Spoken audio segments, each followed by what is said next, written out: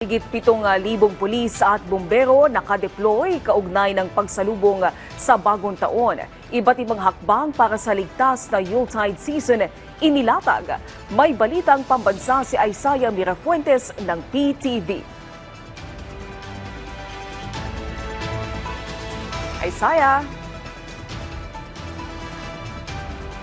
Isaiah Mirafuentes ng PTV.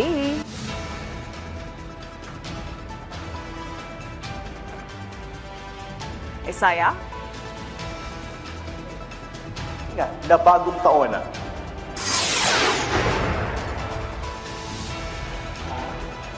Inilatag na ng DILG ang mga hakbang para sa mas ligtas na salubong sa bagong taon. Nasa 78,000 police and firefighters ang nakadeploy para sa Yuletide season. Sila mga personnel na magbabantay sa seguridad ng ating mga kababayan at kaligtasan mula sa sunog. 40,000 na magmumula sa hanay ng mga pulis, 38,000 naman mula sa hanay ng mga bumbero. Maging ang BJMP ay magiging alerto rin para bantayan ang Person Deprived of Liberty o PDLs. Mas mababa ang naitalang bilang ng sunog ngayong Disyembre ng taong ito kumpara sa Disyembre noong nakaraang taon.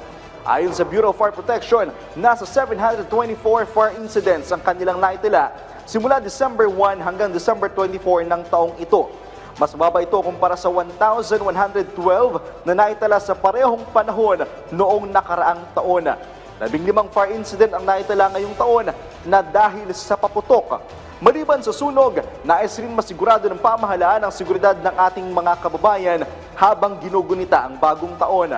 Ayon kay PNP Spokesperson and Information Chief Brigadier General Jean Fajardo, walang naitalang toward incident noong bisperas ng Pasko. Naomi, ang paalala nga natin sa publiko no, ang iba yung pag-iingat ng ating mga kababayan. Lagi nating tandaan na mas mahalaga pa rin ang buhay kumpara sa kahit anong bagay. At yun ang update mula dito sa Quezon City. Balik muna sa iyo, Naomi. Maraming salamat, Isaiah Mirafuentes.